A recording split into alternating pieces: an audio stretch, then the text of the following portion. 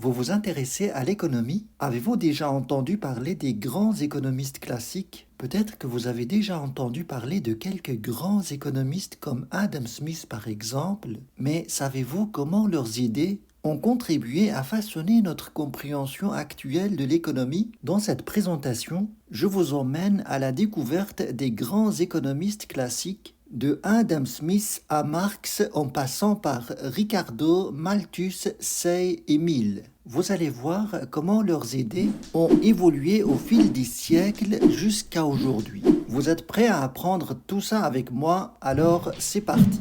Je m'appelle El Kader, professeur de sciences économiques et de gestion. Je partage au travers ma chaîne les différentes notions économiques en essayant de les simplifier au maximum pour les rendre accessibles au plus grand nombre. Si vous appréciez la démarche, merci de liker, de partager et de vous abonner si vous ne l'avez pas encore fait.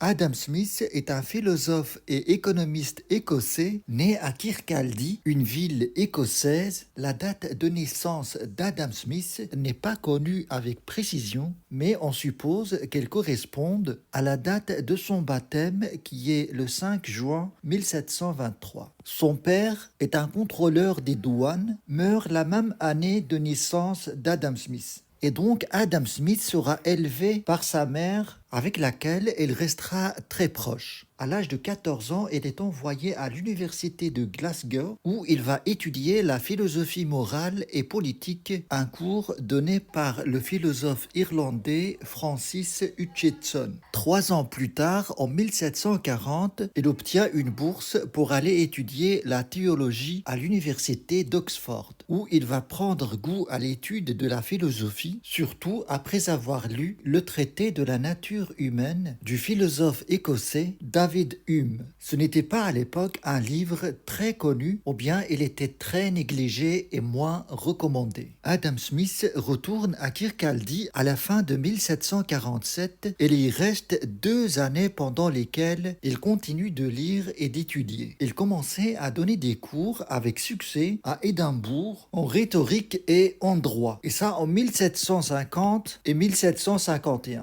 Et par la suite, il devient de plus en plus connu et l'université de Glasgow lui propose un poste de professeur de logique et de rhétorique avant d'être nommé comme professeur de philosophie morale en 1752. Et 7 ans plus tard, il publie son premier livre, La théorie des sentiments moraux, en 1759. Dans ce livre, Adam Smith développe une explication des comportements humains basée sur ce qu'on appelle la sympathie, c'est-à-dire la capacité que chacun peut partager les sentiments d'autrui. En d'autres termes, il y a un échange qui se passe entre les individus qui fait en sorte qu'on se met à la place de l'autre pour comprendre sa situation sentimentale.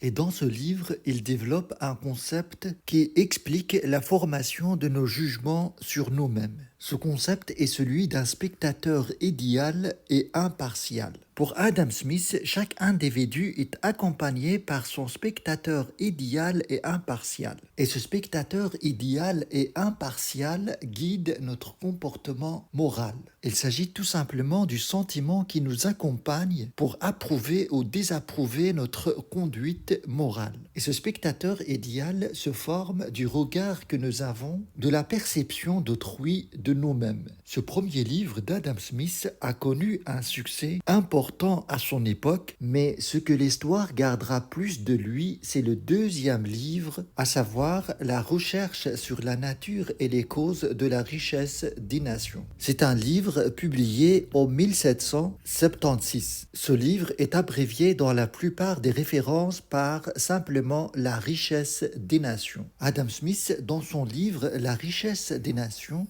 il va développer plusieurs concepts. La plus connue est sa métaphore de la main invisible. Selon cette métaphore, les individus, en poursuivant leur intérêt personnel, il y a une petite faute ici, participe avec un seul P, participent à la réalisation de l'intérêt général. Cette notion de main invisible d'Adam Smith a donné lieu à plusieurs interprétations différentes, car on peut voir en cela une mise en valeur de l'égoïsme l'égoïsme qui consiste à favoriser en fait la recherche de son intérêt personnel sans prêter aucune attention à l'intérêt général de la société. Mais cela représente une mauvaise compréhension de la main invisible telle que Adam Smith la présente dans ses œuvres. Tout d'abord, dans cet ouvrage, Adam Smith essaye de capter en fait ce qui est et non pas ce qui devrait être dans la société. Et la différence entre ces deux postures est simple. Dans le premier cas, on est dans une logique scientifique des choses, c'est-à-dire qu'on essaye d'expliquer un phénomène en étant indépendant et neutre de l'aspect moral de la chose. Et dans le deuxième cas, on est plus dans la morale, c'est-à-dire de dire ce qu'il faut faire et ne pas faire dans la société. Je vais vous présenter les passages où Adam Smith parle de la main invisible. Je vais commencer d'abord par le premier livre de Adam Smith, qui est La théorie des sentiments moraux. C'est important dans ce cadre de vous rappeler le concept de spectateur impartial que Adam Smith développe dans ce livre et qui est censé fournir une explication de la conduite morale des hommes en société. On va voir alors de quelle manière Adam Smith présente la main invisible dans ce passage. Le produit du sol fait vivre presque tous les hommes qu'il est susceptible de faire vivre. Les riches choisissent seulement dans cette quantité produite ce qui est plus précieux et le plus agréable. Ils ne consomment guère plus que les pauvres et, en dépit de leur égoïsme et de leur capacité naturelle, quoiqu'ils n'aspirent qu'à leur propre commodité. Quoique l'unique fin qu'ils se proposent d'obtenir du labeur des milliers de bras qu'ils emploient soit la seule satisfaction de leur vain et insatiable désir, ils partagent tout de même avec les pauvres les produits des améliorations qu'ils réalisent. Ils sont conduits par une main invisible à accomplir presque la même distribution des nécessités de la vie que celle qui aurait eu lieu si la terre avait été divisée en portions égales entre tous ses habitants. Et ainsi, sans le vouloir, ils servent les intérêts de la société et donnent des moyens à la multiplication de l'espèce. Avez-vous compris quelque chose? Ça a l'air très puissant comme argumentation. La première remarque à faire dans ce passage, c'est que ici, il parle du produit de la terre comme source de la richesse dans la société. Cette idée que la terre est la seule source de richesse vient des physiocrates qui précèdent Adam Smith et qui voient dans la terre la seule source de la richesse. Et donc, on voit déjà l'influence de l'époque précédente sur la réflexion d'Adam Smith. Mais cette idée chez Adam Smith va se développer par la suite dans le deuxième livre et arriver à la conclusion que le seul facteur de richesse, c'est le travail. En fait, ici, Adam Smith souligne que les riches ne consomment pas plus que les pauvres, mais simplement ce qu'ils choisissent de consommer est plus précieux et agréable. Et là, il souligne que le fait de faire travailler les autres, c'est simplement pour l'unique fin égoïste de satisfaire leurs insatiables désirs. Et malgré leur but, c'est simplement la satisfaction de leurs désirs, ils partagent quand même indirectement avec les pauvres les différentes améliorations qu'ils réalisent. Et c'est de là que ça vient cette notion de la main invisible. C'est-à-dire qu'ils sont conduits, là on parle des riches, par une main invisible, une volonté qui les dépasse, à accomplir presque la même distribution des nécessités de la vie que celle qui aurait pu être obtenue si la terre avait été divisée en portions égales entre tous ses habitants. Ainsi, sans le vouloir, et ce sans le vouloir est très important pour comprendre la notion, ils servent les intérêts de la société et donc donnent les moyens de la multiplication de l'espèce. On va voir un autre passage dans le deuxième livre, on va lire ce passage et on va essayer de comprendre cette notion de la main invisible chez Adam Smith. Mais le revenu annuel de toute société est toujours précisément égal à la valeur échangeable de tout le produit annuel de son industrie. Ou plutôt, c'est précisément la même chose que cette valeur échangeable. Par conséquent, puisque chaque individu tâche le plus qu'il peut, premièrement, d'employer son capital à faire valoir l'industrie nationale et deuxièmement, de diriger cette industrie de manière à lui faire produire la plus grande valeur possible. Chaque individu travaille nécessairement à rendre aussi grand que possible le revenu annuel de la société. À la vérité, son intention en général n'est pas en cela de servir l'intérêt public. Et il ne sait même pas jusqu'à quel point il peut être utile à la société. En préférant le succès de l'industrie nationale à celui de l'industrie étrangère, il ne pense qu'à se donner personnellement une plus grande sûreté. Et en dirigeant cette industrie de manière à ce que son produit ait le plus de valeur possible. Il ne pense qu'à son propre gain. En cela, comme dans beaucoup d'autres cas, il est conduit par une main invisible à remplir une fin qui n'entre nullement dans ses intentions. Et ce n'est pas toujours ce qu'il y a de plus mal pour la société, que cette fin n'entre pour rien dans ses intentions. Tout en ne cherchant que son intérêt personnel, il travaille souvent d'une manière bien plus efficace pour l'intérêt de la société que s'il avait réellement pour but d'y travailler. Je n'ai jamais vu que ceux qui aspiraient dans leur entreprise de commerce à travailler pour le bien général aient fait beaucoup de bonnes choses. Il est vrai que cette belle passion n'est pas très commune parmi les marchands et qu'il ne faudrait pas de longs discours pour les en guérir. Ici, Adam Smith souligne le fait qu'une industrie nationale cherche nécessairement à maximiser ses revenus annuels. Mais en faisant cela, son intention n'est pas de servir l'intérêt général. Mais en même temps, tout en poursuivant cet objectif naturellement égoïste, on produit de l'utilité et du bien pour toute la société. Et là, il parle de la concurrence qui vient de l'étranger par rapport à une industrie nationale. Cette industrie nationale, en cherchant le succès, en faisant mieux que l'industrie qui vient de l'étranger, elle ne cherche au final qu'une plus grande sûreté. Et toujours, même dans ce cadre, on cherche son propre gain. Et là, Adam Smith, il ajoute en cela, comme dans beaucoup d'autres cas, il est conduit, il parle du commerçant, par une main invisible à remplir une fin qui n'entre nullement dans ses intentions. Et pour Adam Smith, cela peut profiter toute la société, et même d'une manière bien plus efficace que dans le cas où il avait l'intention de servir d'abord l'intérêt de la société. Et donc, en résumé, on peut dire que l'idée que des actions motivées par notre seul intérêt personnel peuvent contribuer à la richesse et au bien-être de toute la société. Et ça, c'est bien la notion qu'on peut garder de la main invisible. Et c'est bien cette idée qu'il y a quelque chose d'extérieur à la volonté des agents économiques qui va conduire en fait la plupart des économistes par la suite à réfléchir et penser aux différents mécanismes autorégulateurs du marché. Et c'est de là que ça vient en fait la loi de l'offre et de la demande, qui stipule que les prix sur le marché tendent à s'orienter vers des prix d'équilibre à la suite de la confrontation de l'offre et de la demande. Une deuxième notion importante chez Adam Smith, c'est celle de la division du travail. Il s'agit tout simplement du fait que si on donnait à chaque individu une tâche bien précise dans la société, alors la production totale de la société sera améliorée. En d'autres termes, au lieu de donner à ces individus dans la société, par exemple, la même tâche à faire pour produire ce qu'il y a à produire, va avoir moins d'impact au niveau productivité de la société que si on leur donnait à chacun sa spécialité dans la société. Tout d'abord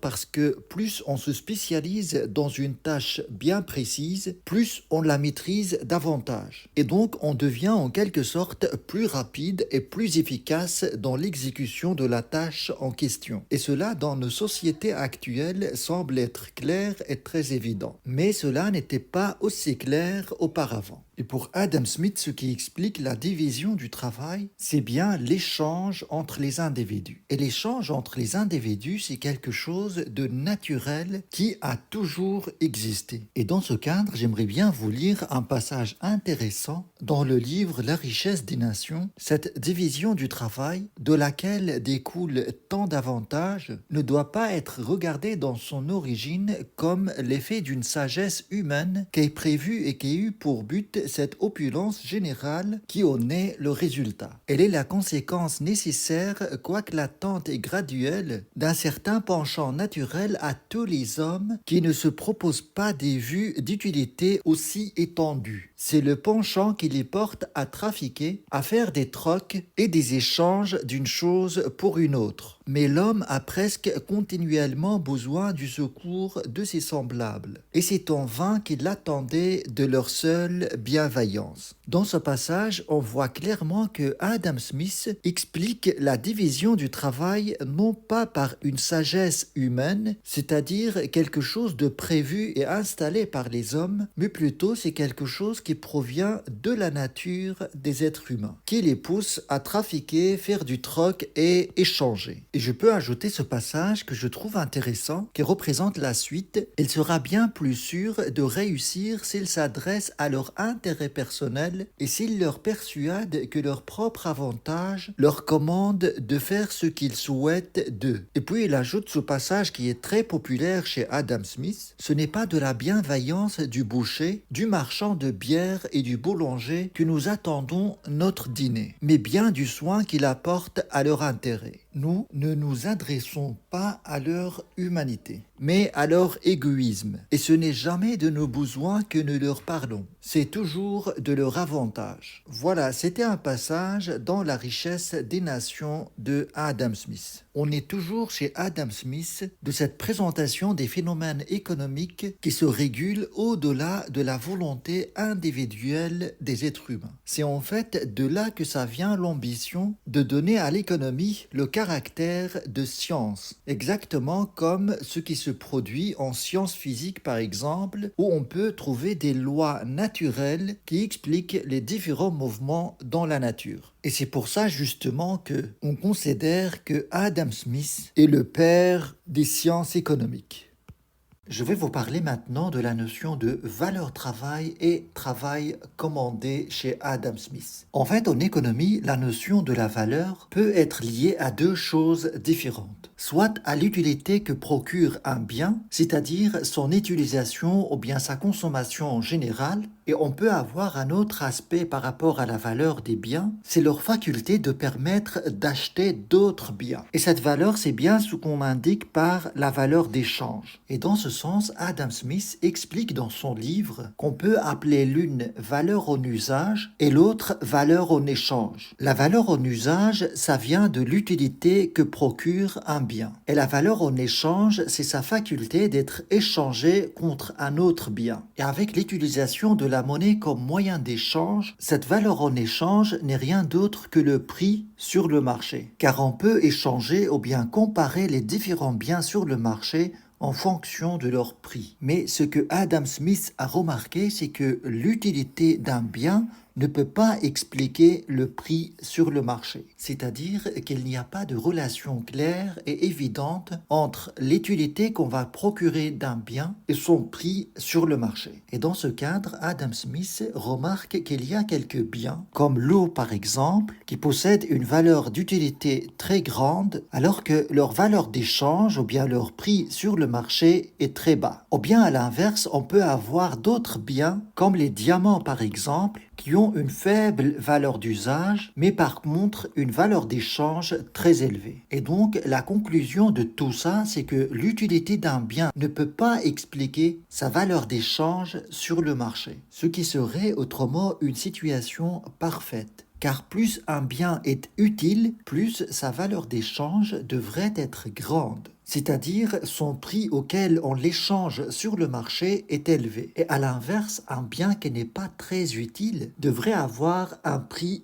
très bas. Mais malheureusement, cela n'est pas toujours vrai. Et même dans le cas où on a une relation directe entre l'utilité et le prix d'un bien sur le marché, on aurait un autre problème, c'est que l'utilité en fait c'est subjective. C'est-à-dire que l'utilisation d'un bien ne peut pas être comparée à l'utilisation d'un autre bien, ce qui poserait bien évidemment un vrai problème d'évaluation des différents biens sur le marché, car les différentes utilités des différents biens ne sont pas comparables entre elles. C'est pour cela que Adam Smith cherche à expliquer la valeur des biens par un autre moyen, et donc Adam Smith arrive à la conclusion suivante: le prix réel de chaque chose, ce que chaque chose coûte réellement à celui qui veut se la procurer, c'est le travail et la peine qu'il doit s'imposer pour l'obtenir. C'est un passage pris de La richesse des nations d'Adam Smith. Pour schématiser et simplifier un petit peu ce passage, vous avez deux personnes par exemple. Le premier individu se spécialise par exemple dans la production des croissants et le deuxième individu se spécialise dans la production des frites par exemple. On va dire par exemple qu'en une heure, le premier individu produit 4 croissants et le deuxième individu produit en une heure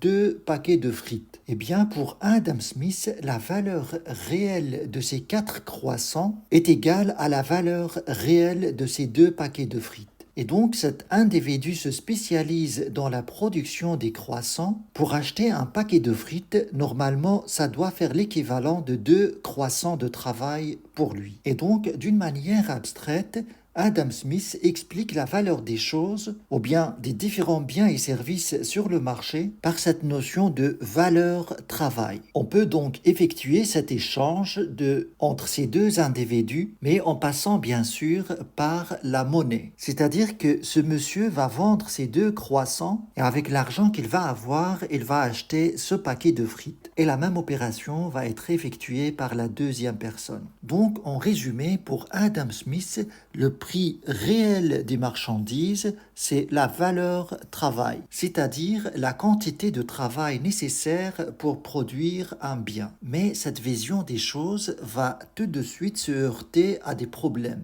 La première difficulté par rapport à cette notion, c'est la mesure du travail. C'est bien de mesurer tous les biens par le travail, mais ce travail même a besoin d'être mesuré également. Pour Adam Smith, essaye de faire du travail une référence absolue à laquelle on peut ramener la production de tous les biens sur le marché. Donc, ce qui permettra de justifier la valeur de toute chose. Mais cela pose problème parce que les travaux des uns et des autres ne sont pas homogènes, ou bien ils sont hétérogènes. Cela signifie que si vous prenez deux individus, vous leur donnez d'exécuter une tâche, par exemple fabriquer ce croissant, eh bien d'un côté on va remarquer que le temps de travail n'est pas le même d'un individu à l'autre pour exécuter une même tâche. Et puis, on peut remarquer une différence de qualité de ce que va produire chaque travailleur. Donc ça, c'est la première difficulté. Et le deuxième problème, c'est que le travail n'est pas le seul facteur de production. Si je prends la production de ce même croissant, on peut citer généralement 3 facteurs de production.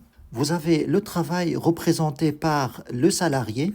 Vous avez tout le matériel installé pour fabriquer ce croissant, qu'on appellera capital, et on a également la terre ou bien la location de l'endroit où on fabrique ce croissant. Ce travailleur représente le facteur travail. Pour les économistes classiques, il y a 3 facteurs de production: le travail, le capital et la terre. Mais actuellement, on néglige la terre, on considère qu'il y a principalement 2 facteurs de production, le travail et le capital. Mais revenons à ce cas précis, la vente de ce croissant, ou bien la valeur ou le prix qui va être récolté à la suite de sa vente sur le marché, doit être partagé entre ces trois facteurs de production. Le travailleur va prendre le salaire, le propriétaire des outils de travail va prendre un bénéfice et le propriétaire de la terre ou bien du local va prendre une rente, c'est le loyer. Et toute la difficulté pour Adam Smith, c'est comment intégrer ces deux facteurs de production dans la notion du travail pour justement ramener la valeur de tout bien au seul facteur travail. Et cette question reste posée même pour les auteurs qui vont venir par la suite, surtout David Ricardo et Karl Marx. C'est de là que va naître petit à petit le courant marxiste qui va nier la contribution du capital à la valeur des biens et rentrer dans une idéologie de lutte de classe pour ramener ce bénéfice et l'intégrer dans le salaire car seul le travail produit de la valeur. Bien sûr, selon cette idéologie qu'on va voir plus tard. Je vais revenir un petit peu à cette notion de travail commandé chez Adam Smith. Cette notion de travail commandé renvoie à l'idée que chaque marchandise, si je prends l'exemple de ce croissant, véhicule en lui une certaine quantité de travail qui a été nécessaire à sa production. Et pareil pour tous les autres biens sur le marché. Par exemple, ce croissant, on peut dire un quart d'heure, ce paquet de frites, c'est une demi-heure, et ainsi de suite. Et donc, en chaque produit, on a cette capacité de commander un autre produit équivalent en termes de travail. Par exemple, ces deux croissants peuvent commander ce paquet de frites. Je vais préciser quelque chose d'important par rapport à la théorie des prix chez Adam Smith. Tout d'abord, dans ce cadre, il faut bien préciser que la valeur et les prix ne représentent pas la même signification. La notion de la valeur, c'est ce qu'on pourrait appeler également le prix réel des choses. Alors que quand on parle de prix d'une manière générale, on parle tout simplement des prix pratiqués sur le marché. Il y a un prix pratiqué sur le marché, on l'appelle prix nominal. Et sur un marché, on pourrait très bien avoir des prix réels qui correspondent à des prix nominaux. Mais on pourrait très bien également payer quelque chose plus cher sur le marché que son prix réel. Et pour Adam Smith, ce qui identifie ce prix réel, on va dire dans l'état primitif d'une société, eh bien cela se détermine pour un produit donné par la quantité de travail dépensé pour fabriquer le produit en question. Si je prends l'exemple de ce pain, celui qui va fabriquer ce pain va exiger sur le marché un prix qui correspond globalement au travail dépensé pour la fabrication de ce pain. Mais dans le cas d'une société moderne, cette explication ne tient pas la route. C'est pour ça que Adam Smith a changé en fait sa vision initiale de la valeur pour essayer d'intégrer également les autres facteurs de production à part le travail. Car dans une société moderne, pour produire ce pain, on va identifier globalement trois facteurs de production. Vous avez le travail, vous avez aussi le capital et on peut ajouter également la terre. Et donc la théorie de la valeur chez Adam Smith se heurte à ce problème d'avoir d'autres facteurs de production à part le travail pour produire ce pain. C'est pour ça que Adam Smith va s'orienter à une autre explication de la valeur. La valeur d'échange des marchandises n'est plus déterminée par le travail dépensé, mais plutôt par la quantité de travail que ces marchandises permettent d'acheter sur le marché. C'est ce que Adam Smith appelle également travail commandé. En d'autres termes, chaque produit sur le marché pour Adam Smith possède en lui une capacité d'acheter d'autres produits. Et chaque produit sur le marché véhicule en lui implicitement une quantité de travail. Et donc Adam Smith s'oriente plutôt vers cette notion de prix naturel, qui n'est rien d'autre que ce qu'il faut payer suivant leur taux naturel. Je reviendrai à cette notion de taux naturel et le fermage de la terre et les salaires du travail et les profits du capital employé à produire cette denrée, la préparer et la conduire au marché. En fait, ce prix naturel chez Adam Smith, c'est bien ce qu'on appelle actuellement le prix de revient, c'est-à-dire le coût total de la fabrication des marchandises. Alors je reviens à cette notion de taux naturel chez Adam Smith. En fait, ce taux naturel entre le fermage de la terre ou bien la rente, les salaires et les profits est déterminé par la loi de l'offre et de la demande. Sur le marché du travail, par exemple, s'il y a plus de demandes de travail que d'offres de travail, les salaires auront tendance à baisser. Et donc, leur taux naturel par rapport aux autres facteur de production sera moins important. Bien sûr, à l'inverse, si l'offre de travail est plus grande par rapport à la demande du travail, en d'autres termes, les travailleurs sont de plus en plus rares, alors les salaires auront tendance à augmenter. Et donc, la composition du salaire dans ce prix naturel sera plus grand. C'est-à-dire le taux des salaires sera grand par rapport à la rente et au profit. Et cette logique peut s'appliquer également par rapport à la terre et par rapport au profit. Ce qu'il faut retenir, c'est que la valeur des marchandises, si je prends pour illustration ce bien, ne se détermine pas uniquement par le travail dépensé pour sa fabrication, car il y a d'autres facteurs de production qu'on devrait intégrer dans la valeur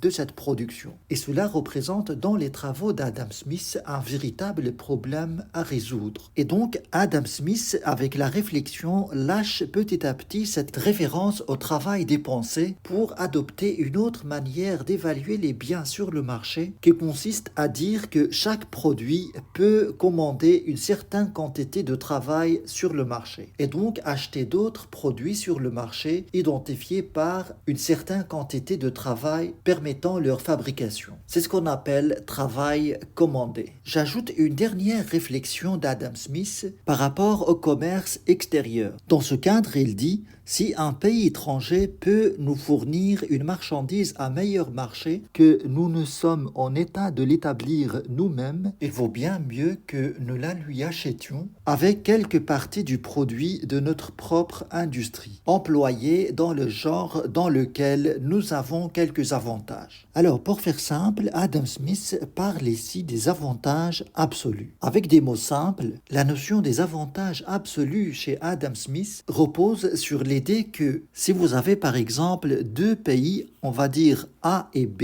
et que par exemple ces deux pays produisent du pain et du fromage, par exemple pour le pays A, on va dire que la production de ce pain coûte 1 euro, et pour produire ce fromage, ça coûte 1,50 €. Et pour le pays B, on va dire que pour produire du pain, il faut dépenser 2 euros. Et le fromage ne coûte qu'1 euro à le produire. Dans ce cas, on voit clairement que le pays B est meilleur dans la production du fromage. Ça lui coûte moins cher à produire du fromage par rapport à A. Et à l'inverse, A produit avec un coût moins important le pain que le pays B. Dans ce cas, selon les avantages absolus d'Adam Smith, vaut mieux que le pays B ne se spécialise que dans la production du fromage, et l'effort qu'il fait pour produire du pain va le faire pour produire plus de fromage. Et à l'inverse, le pays A va se spécialiser dans la production du pain. Le pays A va exporter du pain vers le pays B. Et à l'inverse, le pays B va exporter du fromage au pays A. Et pour Adam Smith, le fait de faire cet échange, eh bien, tout le monde va en sortir gagnant. En fait, dans ce cadre, Adam Smith ne représente que sa notion de division du travail, mais à l'échelle internationale. Si la division du travail permet pour Adam Smith, pour une entreprise, d'augmenter sa productivité, eh bien cette même logique peut s'appliquer au niveau international. Si chaque pays se spécialise là où il est très fort, eh bien la productivité au niveau international va se retrouver meilleure. Et l'échange international va permettre d'échanger l'excédent de production au niveau local vers l'extérieur. Je vous présente un économiste très pessimiste et qui a apporté des nouvelles idées à son époque grâce auxquelles il est devenu célèbre. Et ces idées qu'il a apportées à l'époque restent toujours ce qu'on retient de lui jusqu'à nos jours. Cet économiste est... Ah oui, pour ne pas oublier, je vous remercie infiniment d'être abonné à ma chaîne. Bien sûr, si ce n'est pas le cas pour vous, merci de le faire. Ça aide la chaîne à se faire connaître et apporter de l'aide à des milliers de personnes qui ont besoin de ce type de contenu. Notre économiste, c'est Thomas Robert Malthus. C'est un économiste britannique né le 13 février 1766 et mort le 29 décembre 1834. On va d'abord voir quelques éléments qui relèvent de la vie de Malthus. Malthus est le deuxième enfant de ses parents, Daniel Malthus et Henriette Graham.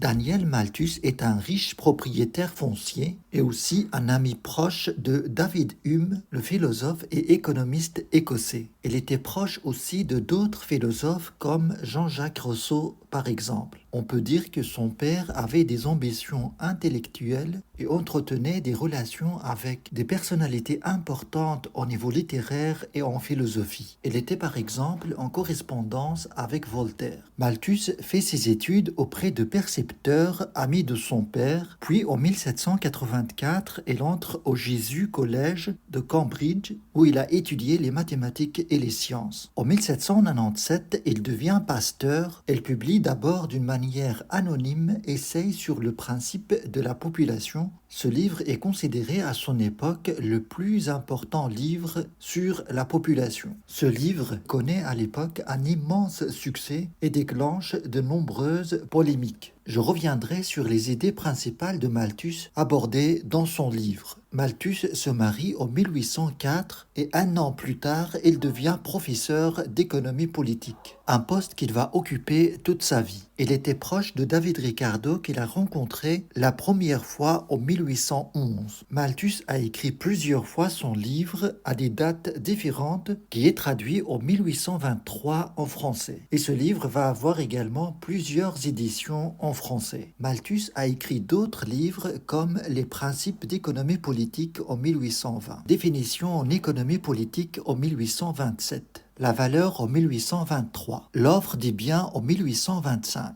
Mais le livre le plus célèbre qu'on garde de lui, c'est celui qui traite le rapport entre la population et la production. Car c'est un livre qui va à l'encontre des idées les plus célèbres comme celle de Condorcet, qui croit par exemple que le progrès n'a pas de limite. Et dans ce livre, l'idée principale qu'on retient de Malthus, c'est le lien qu'il fait entre la progression de la population et celle de la production. Pour Malthus, la population augmente de façon exponentielle ou bien géométrique. C'est quand par exemple 1, 2, 4, 8, 16, 32, etc. Alors que de l'autre côté, la production ou bien les ressources ne croissent que de façon arithmétique, c'est-à-dire d'une manière linéaire. Par exemple, 1, 2, 3, 4, 5, 6, etc. Malthus meurt le 29 décembre 1834 à la suite d'une crise cardiaque. C'est-à-dire que si on représente ces données, ces deux progressions graphiquement, on va avoir une augmentation de la population qui va suivre cette allure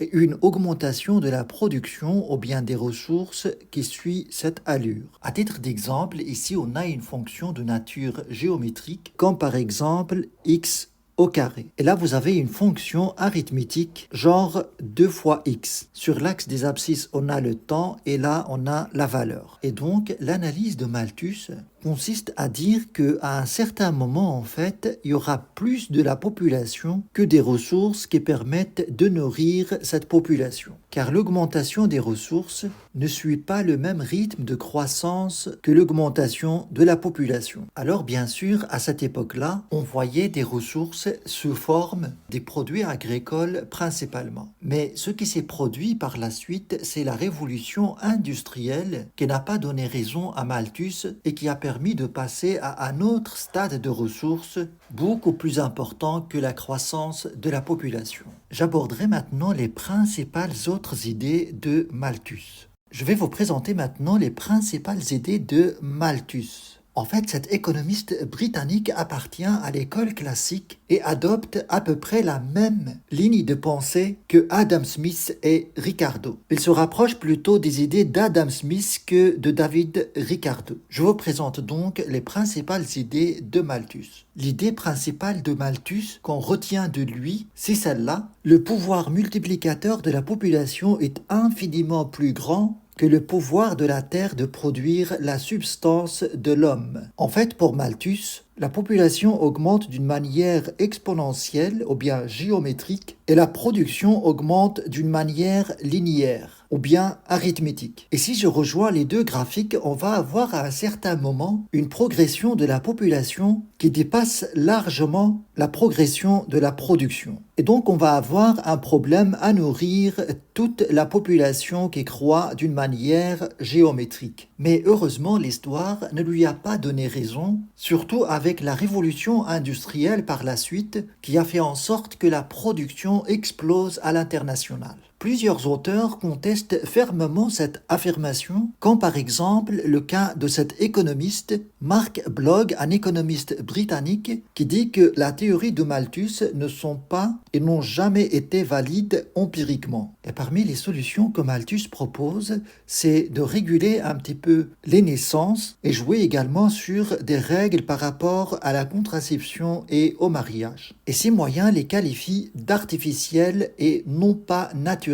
Car pour Malthus, il y a également tout ce qui est d'ordre naturel. Là, il parle du mariage, c'est une citation de Malthus. Il est pour un mariage tardif et plus de chasteté jusqu'au mariage. Là, on est à la fin du XVIIIe siècle. Alors tout ça, ça relève en fait des moyens artificiels que Malthus propose, mais il y a aussi ce qui est d'ordre naturel, et dans ce cadre, il regarde aux catastrophes naturelles comme des régulateurs de la croissance de la population, qu'on ne peut pas contrarier. Bien.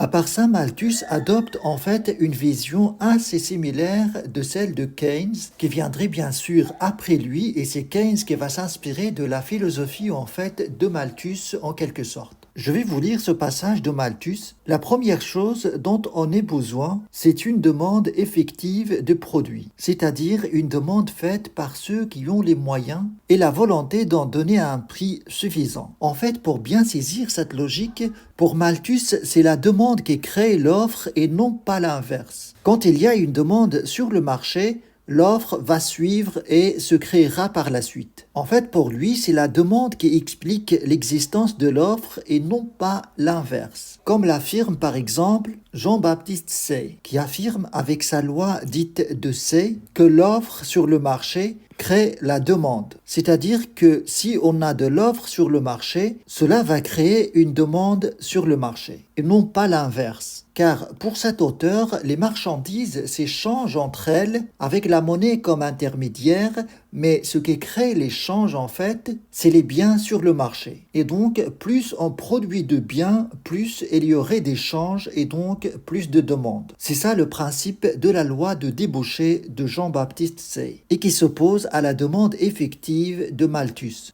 Et donc Malthus conteste la proposition centrale de la loi de Say, l'offre de produits est une demande simultanée de produits. Bien, on passe à autre chose. Pour Say, en fait, il soutient le principe de la demande effective, c'est-à-dire une demande faite par ceux qui ont les moyens et la volonté d'en donner un prix suffisant. Et dans ce cadre aussi, il pense que l'épargne et l'accumulation du capital ne peuvent suffire à stimuler la production. Car pour lui, pour investir, il faut qu'il ait déjà une demande sur le marché. Donc on ne peut pas produire davantage s'il n'y a pas une quantité demandée sur le marché supplémentaire.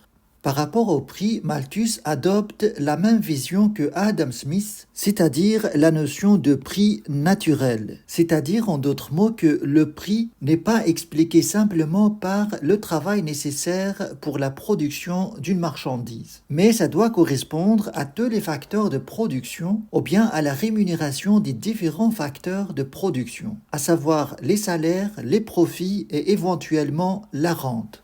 Je vais voir sa dernière idée. Malthus considère que l'épargne ne stimule pas l'investissement, car l'investissement n'est pas une fin en soi, il n'est effectué que s'il existe une demande suffisante pour les biens produits. Et voilà globalement les idées principales de Malthus. Je passe maintenant à la présentation d'un autre économiste que l'histoire a bien retenu. Je vais aborder un autre économiste important, à savoir David Ricardo. Attendez, je pense que je peux trouver une photo de lui ici. Ah, la voilà. C'est un économiste britannique né le 18 avril 1772 à Londres et mort le 11 septembre 1823. Alors, avant d'aborder la valeur ajoutée de sa pensée en économie, on va voir un peu quelques éléments de sa vie personnelle. David Ricardo est le fils d'un agent de change juif d'origine portugaise qui vivait avant sa naissance à Amsterdam. Elle est venue s'installer à l'Angleterre par la suite, avant la naissance de David Ricardo. Elle est formée très tôt à la conduite des affaires et son père l'associe très rapidement à l'âge de 14 ans à ses différentes activités et donc il s'est habitué à d'importantes responsabilités très tôt dans sa vie. Mais là où il va avoir un grand problème dans la famille de David Ricardo, c'est le moment où il va se marier avec la fille d'un Quaker à l'âge de 21 ans. C'était en 1793, car son père s'opposait à ce mariage et donc le chassait de la maison familiale et l'écartait de ses affaires. L'épouse de David Ricardo est Quaker. Mais ça veut dire quoi, Quaker? I would say from its beginning, Quakerism was rooted in Christianity, but it wasn't necessarily the same kind of Christianity that was surrounding it. Ok, merci monsieur pour la définition. Il s'agit donc d'un mouvement religieux fondé en Angleterre, issu principalement du christianisme. Mais David Ricardo, après avoir été écarté de la maison familiale, va entamer une brillante carrière comme agent de change et construire une fortune qui dépasse celle de son père. David Ricardo a commencé à s'intéresser à l'économie politique à la suite de sa découverte de La richesse des nations, le livre d'Adam Smith en 1799. Donc il était très influencé par la philosophie d'Adam Smith et avec son sens des affaires, il a pu apporter à la réflexion d'Adam Smith d'importantes nouvelles idées. David Ricardo a écrit la première fois en 1809 un article en économie politique au sujet de la dépréciation de la livre sterling à l'époque et David Ricardo justifiait cette dépréciation par le fait que en 1797 en Angleterre, on a arrêté la convertibilité des billets au nord et donc il y avait une émission excessive de billets par la Banque d'Angleterre. C'est bien ce qu'on appelle actuellement la planche à billets. Non, ce n'est pas à billets, mais à billets. Voilà. Et David Ricardo, dans cet article qu'il a publié anonymement, a souligné la dangerosité de cette pratique. Après, il publiera d'autres articles, principalement sur le même sujet de la dépréciation de la monnaie. Son travail comme agent de change lui permet d'être suffisamment riche pour prendre sa retraite très jeune à 42 ans, en 1814. Il a eu également une vie politique au Parlement britannique où il était député à partir de 1819. Il y reste jusqu'à 1823, l'année de sa mort. Par rapport à ses principales publications, on peut noter Essai sur l'influence des bas prix du blé sur les profits du capital, publié en 1815, mais son ouvrage le plus célèbre, Des principes de l'économie politique et de l'impôt, publié en 1817. C'est dans ce livre que David Ricardo développe ses principales idées économiques. C'est bien ce qu'on va voir dans la suite de ses cours. Je vais aborder maintenant les différentes idées de David Ricardo. D'abord, David Ricardo appartient à l'école classique en économie et il s'est inspiré pour développer ses idées des travaux d'Adam Smith. Tout d'abord, il s'est fait connaître après ses différents articles autour de la dépréciation de la monnaie britannique à l'époque. Au début du 19e siècle, la monnaie britannique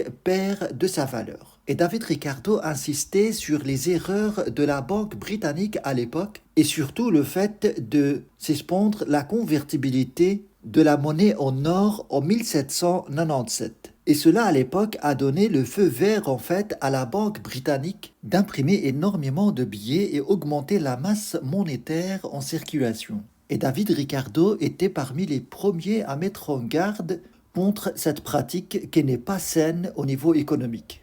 Et dans ce cadre, David Ricardo dit dans ce sens, je cite, « Nous sommes donc en droit de conclure que c'est l'excès, alors de là en deux mots, de la quantité de billets mis en circulation par la banque qui a provoqué, là aussi en deux mots, cette différence de la valeur relative, ou en d'autres termes, cette dépréciation de la valeur effective, la même cause qui a entraîné une différence de 15 à 20% entre les billets de la banque et l'or en lingots. pourrait porter cette différence à 50%. Il ne peut y avoir aucune limite à la dépréciation qui risque de résulter d'une augmentation constante de la quantité de papier. On voit clairement chez David Ricardo ce lien direct qu'il fait entre la quantité de monnaie en circulation et la valeur de la monnaie. Et pour David Ricardo, si on continue encore à augmenter la masse monétaire en circulation, la dépréciation de la monnaie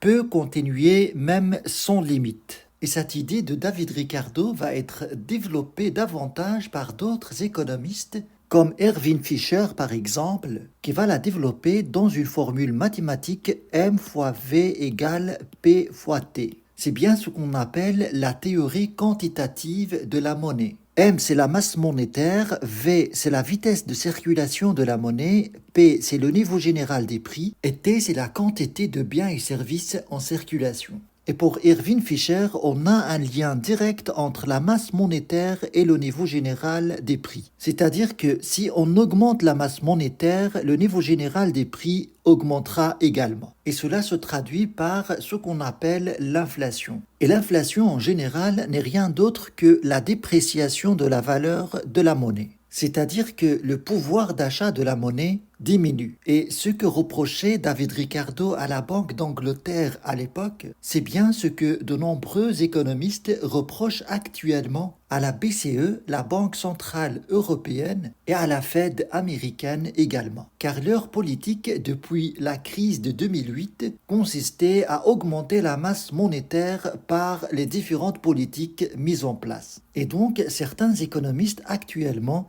expliquent cette inflation qu'on connaît aujourd'hui par ces politiques monétaires mises en place par les banques centrales. Je vais vous présenter plus tard les idées de Irving Fisher, mais pour le moment, je reviens à cette idée de la théorie de la valeur chez David Ricardo.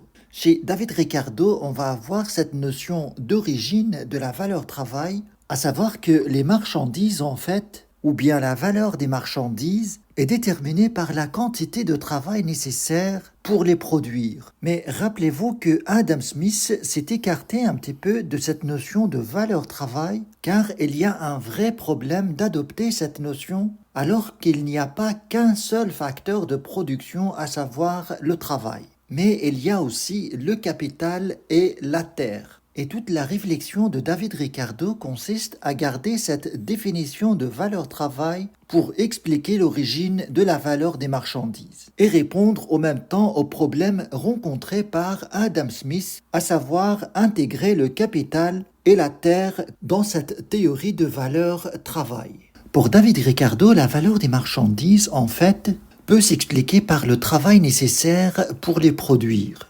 Et ça représente en fait la valeur absolue des marchandises. Et pour lui, il ne faut pas confondre entre la valeur absolue d'une marchandise, qui peut s'expliquer par le travail nécessaire pour la produire, et la valeur d'échange qui s'exprime sur le marché. À savoir tout simplement le prix auquel les marchandises se vendent, s'échangent sur un marché. Et cette valeur d'échange, c'est bien ce qu'il appelle la valeur relative des marchandises. Pour David Ricardo, la valeur absolue des marchandises, ou bien la quantité de travail incorporée dans les marchandises, peut expliquer la valeur relative des marchandises, c'est-à-dire leur valeur sur le marché à laquelle elles s'échangent. Et dans ce cadre, comme Adam Smith, David Ricardo sépare entre ce qu'on appelle le prix naturel et le prix courant. Le prix naturel des biens, ça reflète la valeur absolue qui vient de la quantité du travail nécessaire pour la production d'une marchandise, et le prix courant n'est rien d'autre que la valeur d'échange des marchandises. Et la détermination de ce prix courant, ça s'effectue à travers la loi de l'offre et de la demande. Et les différents prix qui s'expriment sur le marché gravitent autour de leur prix naturel, qui représente la valeur absolue des marchandises. Mais cette tentative d'avoir une référence absolue pour déterminer la valeur des biens pose plusieurs problèmes, quand par exemple les quantités de travail ne sont pas homogènes. Par exemple, la production de deux biens différents qui nécessitent, on va supposer, la même quantité de travail ne donne pas forcément deux valeurs égales. Et David Ricardo, pour contourner un peu cette difficulté, ramène cette différence à la rémunération de chaque type de travail. Et dans ce cadre, il dit que si la journée d'un ouvrier en bijouterie vaut plus que celle d'un ouvrier ordinaire, cette proportion reconnue et déterminée depuis longtemps conserve sa place dans l'échelle des valeurs. On voit dans ce raisonnement la difficulté de ramener les valeurs des marchandises à la quantité de travail nécessaire à leur production. Mais d'après cette explication de David Ricardo, la référence absolue de la valeur des marchandises n'est pas la quantité du travail, mais bien la rémunération du travail, à savoir les salaires. Mais à part ça, le vrai problème rencontré par cette théorie de la valeur travail, c'est la rémunération des capitaux. Et même dans ce cadre, David Ricardo va reconnaître après l'écriture de son livre cette difficulté d'intégrer le capital dans la détermination de la valeur. Dans une lettre adressée à un ami, dans laquelle il écrit « Je pense parfois que si je devais réécrire le chapitre sur la valeur qui est dans mon livre, j'admettrais que la valeur relative des marchandises est déterminée par deux causes au lieu d'une seule, à savoir par les quantités relatives de travail nécessaires à la production des marchandises et par le taux des profits dû pour l'immobilisation des capitaux jusqu'au moment où les marchandises sont portées au marché. Mais après le capital, il y a également la rente chez David Ricardo, qu'il définit comme étant une portion du produit de la terre que l'on paye aux propriétaires pour avoir le droit d'exploiter les facultés productives, originelles et impérissables du sol. Je ne vais pas m'attarder sur cette notion de rente, je vais voir l'idée la plus célèbre chez David Ricardo qu'on retient de lui, c'est celle de la théorie des coûts comparatifs. David Ricardo développe sa théorie des avantages comparatifs. La théorie des coûts comparatifs de David Ricardo présente des arguments mathématiques favorables au libre-échange international. Je vais vous présenter dans ce tableau l'idée principale de David Ricardo à travers sa démonstration des coûts comparatifs. Ce tableau présente la production de deux biens par deux pays différents.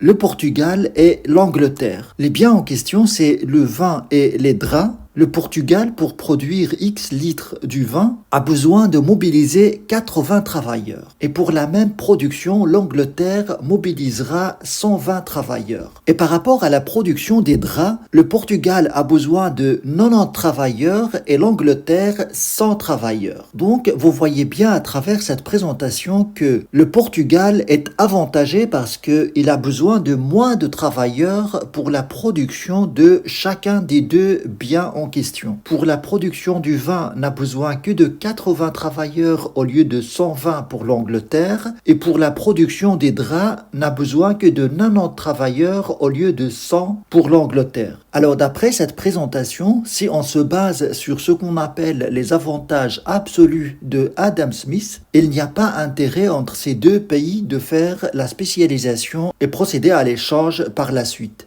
Or, pour David Ricardo, même dans cette situation, il pourrait être profitable pour les deux pays de se spécialiser s'ils possèdent des avantages comparatifs ou bien relatifs. Et dans ce cas précis, par exemple, ils peuvent se spécialiser là où ils sont moins mauvais par rapport à l'autre. Donc, l'Angleterre va se spécialiser dans la production des draps et le Portugal dans la production du vin. On va voir dans cette situation ce qui va se passer. Pour simplifier ces chiffres, on va dire qu'on va produire 1/10 de cette quantité-là. Donc, on va diviser tout par 10, ce qui donnera ce joli tableau. Pour visualiser cette logique, on va mettre des travailleurs dans les cases. Dans le cas où le Portugal se spécialise dans la production du vin, il peut mobiliser les travailleurs qu'il a dans la production des draps pour produire du vin. Donc, il aura besoin de 8 travailleurs de plus pour produire 2 fois la même chose pour le Portugal et pour l'Angleterre. Ce qui fait que le Portugal va gagner la force du travail d'un travailleur. On va mettre de côté. On fait pareil pour l'Angleterre, elle va produire 2 fois la même chose par rapport aux draps pour elle et pour le Portugal. Et donc, on va mobiliser des travailleurs de plus pour la production des draps. Ce qui fait que l'Angleterre gagnera la force de travail de 2 travailleurs. On va mettre de côté également. Et donc la logique est là,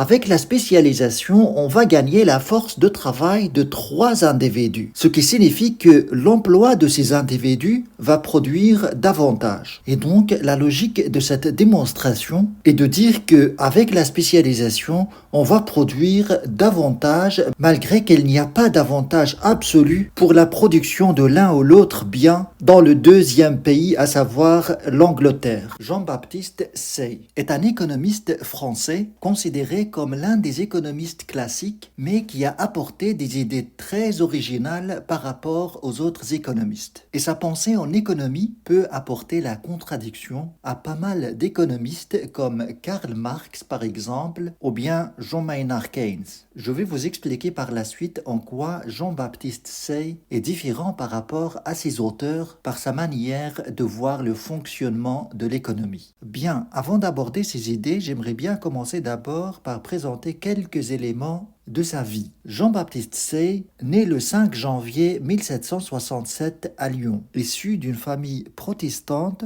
il est l'aîné de 4 enfants. L'un de ses frères, lui, Auguste, est un économiste comme lui. Il publiera un ouvrage intitulé « Études sur la richesse des nations ». Mais il n'a pas eu autant de succès que son frère Jean-Baptiste Say. À l'âge de 18 ans, il est envoyé en Angleterre avec l'un de ses frères pour compléter sa formation. Après 2 ans, il retourne à Paris en 1787 et puis il est employé à la banque à l'âge de 21 ans par Étienne Clavière qui deviendrait par la suite ministre des Finances. Et c'est lui qui lui fera découvrir la richesse des nations d'Adam Smith. Et à l'époque, il s'intéresse à la littérature, mais également aux idées révolutionnaires. Il se marie en 1793. Une année après, il a un fils, Horace Émile, qui sera par la suite président de la Chambre de commerce de Paris. Il commence à manifester un intérêt à l'économie politique en 1799 en participant à un concours. Il écrit un essai, publié 1 an plus tard, intitulé « Essai sur les moyens d'améliorer les mœurs d'une nation », où il insiste sur l'importance de l'éducation du peuple et de ses dirigeants. Par la suite, il développe ses idées dans un traité d'économie politique qui sera publié en 1803. Ce livre va être réédité plusieurs fois et avec son succès, il sera traduit en plusieurs langues. Il publiera par la suite d'autres livres comme Le catéchisme d'économie politique et puis à partir de 1816, il devient professeur à l'Athénée, un établissement parisien à l'époque d'enseignement supérieur privé. Ces cours seront publiés par la suite sous le titre « Cours complet d'économie politique pratique ». Il devient de plus en plus célèbre en Europe et aux États-Unis et il était en correspondance avec plusieurs économistes à l'époque comme Adam Smith, Malthus et Ricardo. Il est mort en 1832, mais ses œuvres et son apport original en économie politique continuera d'avoir le succès après sa mort. Je vais vous présenter maintenant ses principales idées en économie politique. Quelles sont les idées principales de Jean-Baptiste Say en économie ? Tout d'abord, avant d'aborder les idées de Jean-Baptiste Say, je vais vous donner une situation imagée qui va vous faire comprendre sa vision de l'économie, mais aussi la vision de ceux qui ne sont pas d'accord avec lui, principalement Karl Marx et John Maynard Keynes. Vous avez la poule et vous avez l'œuf. La question est la suivante. Qu'est-ce qui est apparu en premier, la poule ou l'œuf ? Sachant que la poule donne naissance à l'œuf et l'œuf donne naissance à la poule. Vous pouvez ajouter votre réponse en commentaire. Je suis curieux de savoir ce que vous en pensez. Cette situation, c'est bien ce qu'on appelle le paradoxe de l'œuf et de la poule. Mais quel rapport tout cela peut avoir avec l'économie ? Vous avez ici l'œuf fait un effort pour pondre un produit qui est cet œuf. Et l'œuf fait vivre l'espèce en donnant naissance à d'autres poules. Là, vous avez en quelque sorte un petit circuit économique. Sauf qu'en économie, au lieu d'avoir ici des poules, on va avoir les ménages. Et au lieu d'avoir ici l'œuf, on a les entreprises. Donc, vous avez ici les ménages fournissent du travail à l'entreprise et l'entreprise, avec ça, produisent des biens et services que les ménages vont acheter pour vivre et augmenter leur bien-être. Alors là, ce schéma, ce petit circuit économique représente la base, la cellule principale de l'économie. Sans ces échanges qui se passent entre ces deux agents économiques, il n'y aurait pas d'économie et cette circulation de la valeur entre les entreprises et les ménages, c'est bien ce qui crée de la croissance économique. Et la question que les économistes se posent,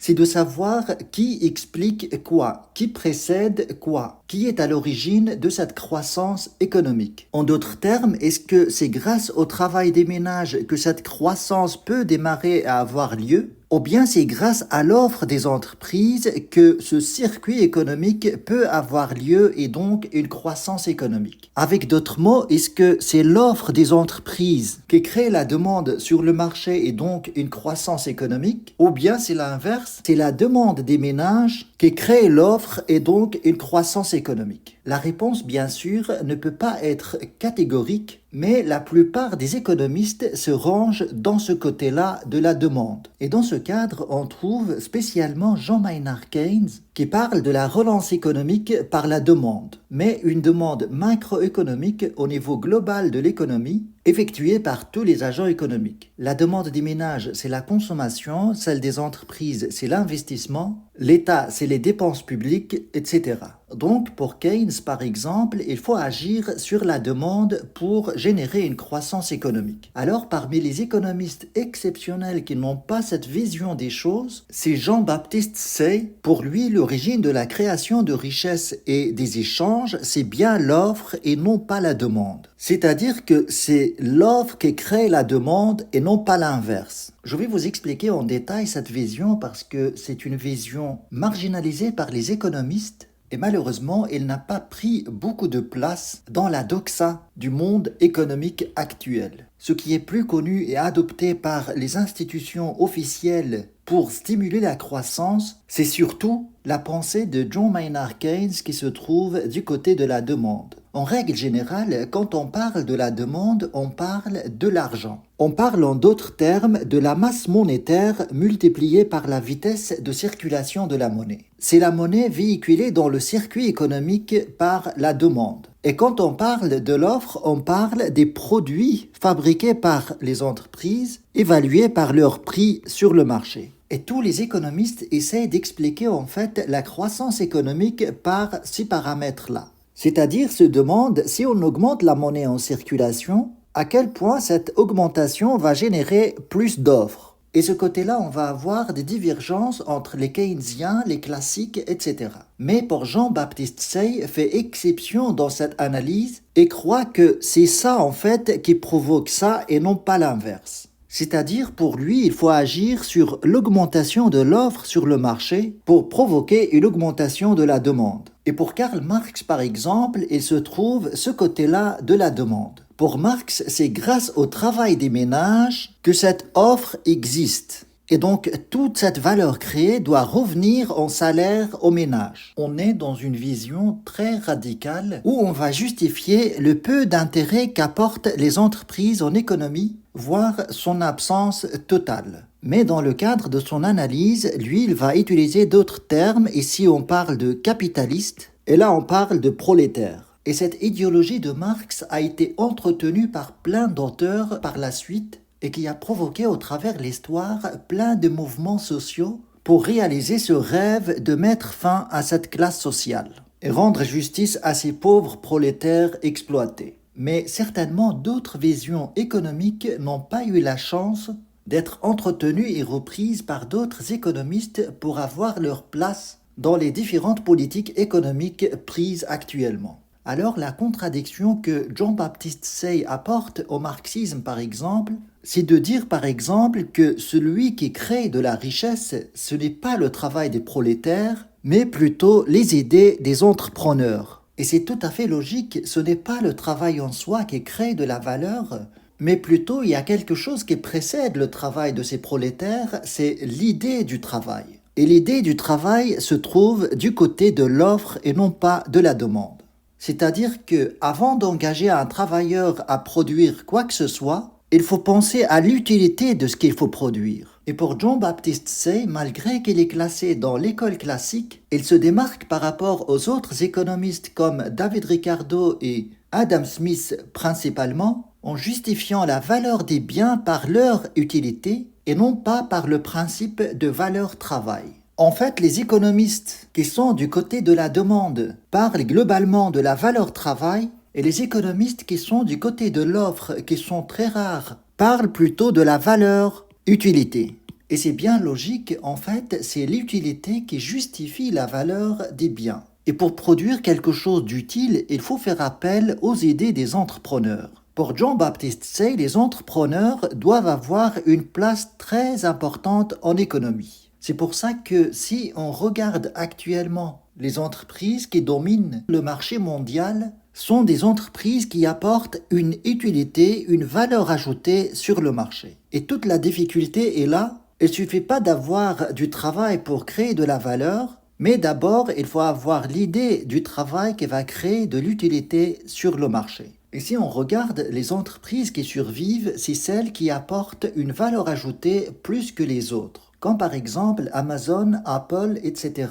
Ce sont des entreprises qui focalisent leur attention sur l'utilité à apporter aux consommateurs. Et si on produit quelque chose d'utile, eh bien la demande suivra. Si je prends le cas d'Apple par exemple, cette entreprise n'a pas attendu l'existence d'une demande préalable à leurs produits avant de lancer sa fabrication et le mettre sur le marché. Dans ce cas, on parlerait de la demande qui crée l'offre. Mais ils ont créé leur produit et ce produit a créé lui-même sa demande. Et cette vision, c'est celle de Jean-Baptiste Say. Je vais vous l'expliquer en d'autres mots. Je vais revenir à ce schéma simplifié. Vous avez les ménages offrent du travail aux entreprises. En contrepartie, les entreprises leur payent un salaire. Et avec ce salaire, les ménages achètent les biens et services produits. Et en contrepartie, les ménages payent ces achats. Alors, ce qu'on appelle la loi de Say, ou bien la loi des débouchés, c'est que l'offre crée sa propre demande. Alors l'explication la plus courante de cette loi est la suivante. Les entreprises vont produire plus de biens et services sur le marché. Et pour cela, ils vont faire appel, entre autres, au travail des ménages. Et donc ces ménages vont recevoir un salaire par rapport à ce travail. Et ce salaire va servir aux ménages à acheter principalement les biens et services produits. Et ce qui est épargné par les ménages va revenir aux entreprises pour produire davantage. Donc on est parti de l'offre de ces entreprises pour activer cette circulation de la valeur. Mais la réflexion de Jean-Baptiste Say va plus loin que cette simple explication. Mais d'abord, ce que reproche Keynes à Jean-Baptiste Say par rapport à cette explication, c'est que tout ce qui est produit par les entreprises trouvera une demande auprès des ménages. C'est-à-dire qu'on oublie le problème de surproduction. En d'autres termes, pour Keynes, ce salaire qui va être distribué grâce au travail des ménages ne va pas être utilisé forcément pour acheter des biens et services produits par les entreprises. C'est-à-dire que cet argent-là peut sortir de ce circuit économique. Les ménages peuvent le garder par exemple sur le matelas au lieu d'acheter des biens et services. Mais bizarrement, cette même critique que Keynes adresse à Jean-Baptiste Say peut s'appliquer aussi à l'analyse de Keynes. L'argent que les autorités monétaires injectent par exemple pour relancer l'économie peut finir sur les matelas ou dans des coffres et ne circulera jamais dans ce système. Mais ça, c'est une autre histoire, peut-être que j'en parlerai quand j'aborderai Keynes.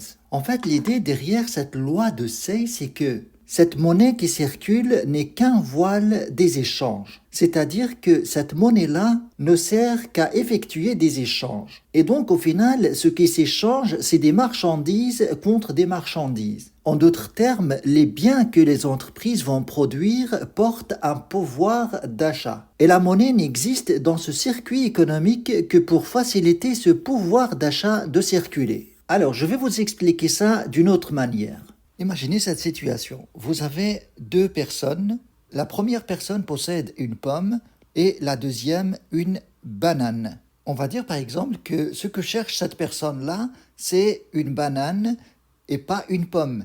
Et l'autre veut une pomme au lieu d'une banane. Si on suppose que le prix de la banane et de la pomme est la même chose, 50 cents on va dire, et on va supposer que la première personne va acheter la banane à 50 cents, et pareil pour la deuxième personne va acheter la pomme à 50 cents de la première personne. Alors, ce que je viens de faire ici, c'est simplement un échange de la pomme contre la banane. Mais dans ce cas, on se pose la question, c'est quoi l'utilité de cette pièce-là qui s'échange entre les deux personnes. En fait, cette pièce-là n'est rien d'autre qu'un moyen d'échange entre les biens. C'est-à-dire que s'il n'y avait pas cette pièce-là, ce qui serait passé, en fait, c'est simplement l'échange d'un bien contre un autre bien. C'est comme si la première personne a acheté la pomme avec la banane et la deuxième personne a acheté la banane avec la pomme. Et donc, puisque les produits permettent d'acheter d'autres produits, eh bien, leur production va créer de la demande. C'est ça, en fait, l'idée principale derrière la loi de Say ou bien de débouché. Si on crée plus de bananes et plus de pommes, eh bien, on crée en quelque sorte un pouvoir d'achat. Et la monnaie, en fait, n'était qu'un intermédiaire entre ces échanges. Voici quelques passages de Jean-Baptiste Say qui résument bien l'essentiel de sa pensée. Quoique l'intérêt personnel se trompe quelquefois, c'est au demeurant le juge le moins dangereux. Alors ici, c'est une position par rapport au libéralisme économique qui favorise la liberté individuelle à l'intervention de l'État en économie. Et dans ce sens, Jean-Baptiste Say pense qu'il n'y a pas mieux que les entreprises pour savoir ce qu'il faut produire ou pas. Car le fait qu'elles visent un maximum de rentabilité, elles vont s'orienter directement à produire ce qui va apporter le plus de bien-être aux consommateurs. Les ventes et les achats se réduisent à des échanges. On n'achète les produits qu'avec des produits. Et il suit de là une vérité bien curieuse, c'est que ce qui favorise le plus la vente d'un objet de fabrique, c'est la production de beaucoup d'autres. La valeur que les hommes attachent aux choses a son premier fondement dans l'usage qu'ils peuvent en faire. Là, on a le principe de la valeur-utilité qui explique l'origine de la valeur d'échange. Et par rapport à la production, il dit n'est point une création de matière, mais une création d'utilité. Pour créer de la richesse, il ne suffit pas de produire n'importe quel bien, mais il faut que ce bien soit bien utile à la société. Un certain risque accompagne toujours les entreprises industrielles, quelque bien conduites qu'on les suppose, elles peuvent échouer. La vente ne va pas parce que l'argent est rare, mais parce que les autres produits le sont. Plus les producteurs sont nombreux et les productions multipliées, et plus les débouchés sont faciles, variés et vastes. On voit donc que le fait seul de la formation d'un produit ouvre dès l'instant même un débouché à d'autres produits. Bienvenue dans cette nouvelle présentation consacrée à John Stuart Mill. C'est un philosophe et économiste britannique du 19e siècle. John Stuart Mill est né le 20 mai 1806 à Londres. Il est le fils aîné de James Mill, un philosophe et économiste proche de Bentham et de Ricardo. Le père de John Stuart Mill lui a donné dès son plus jeune âge une éducation rigoureuse et complète inspirée par les principes de l'utilitarisme de Bentham. Il a appris le grec à l'âge de 3 ans et le latin à 8 ans. Et il a étudié plein d'autres matières comme l'histoire, la physique, l'arithmétique et même la poésie. Il commençait les cours d'économie politique à l'âge de 13 ans. Il a aussi étudié la richesse des nations de Adam Smith et a fait la connaissance avec pas mal d'économistes à l'époque comme Ricardo, Hume et surtout Bentham qui va beaucoup l'influencer dans ses idées. En 1820 et 1821, John Stuart Mill a passé 1 an en France. Il a été invité à l'époque par le frère de Bentham. Pendant ce séjour, il a perfectionné le français, sa connaissance de la littérature française et a suivi des cours de chimie, mais aussi d'autres matières comme les mathématiques, la logique à l'université de Montpellier et sur le chemin du retour, il a passé du temps chez Jean-Baptiste Say. À son retour en Angleterre, Mill a repris ses études et a annoté les principes d'économie politique que son père s'apprêtait à publier. Il a également étudié le traité de législation de Bentham, qui a eu une influence considérable sur sa propre pensée. Il est décédé en 1873 et a laissé derrière lui une œuvre impressionnante et un héritage durable qui continue d'influencer la pensée politique et économique jusqu'à aujourd'hui. Il n'était pas qu'un simple économiste, Mais il était également un ardent défenseur des libertés individuelles et de la démocratie. Pour les principaux ouvrages de John Stuart Mill, on peut noter Principes d'économie politique publié en 1848, Principes du gouvernement représentatif publié en 1861, Sur la liberté 1859, Les limites de l'autorité de l'État sur l'individu 1859, Examen de l'état des relations entre les deux races dans le monde 1869, Les droits et les devoirs de la femme en tant que citoyenne 1869, La liberté et le droit 1874. Mais ce qui nous intéresse ici, c'est l'ouvrage principal de John Stuart Mill en sciences économiques, à savoir Principes d'économie politique publié en 1848.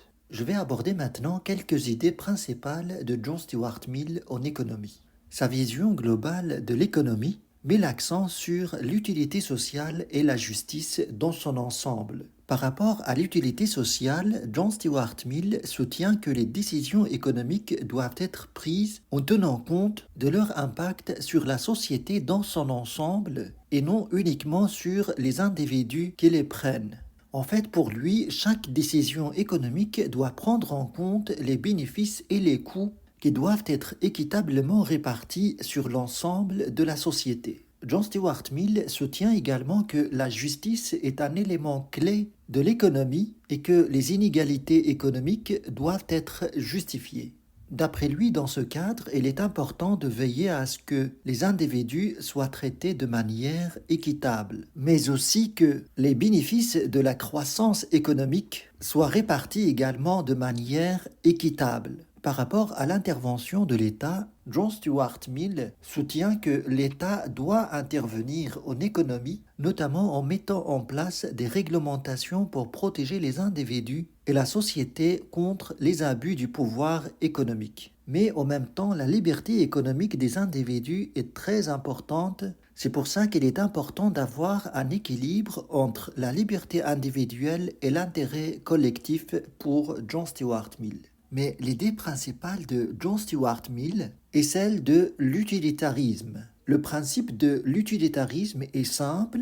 Selon ce principe, l'action la plus juste est celle qui produit le plus grand bien-être pour le plus grand nombre de personnes. Je vous donne un exemple pratique de l'utilitarisme de John Stuart Mill.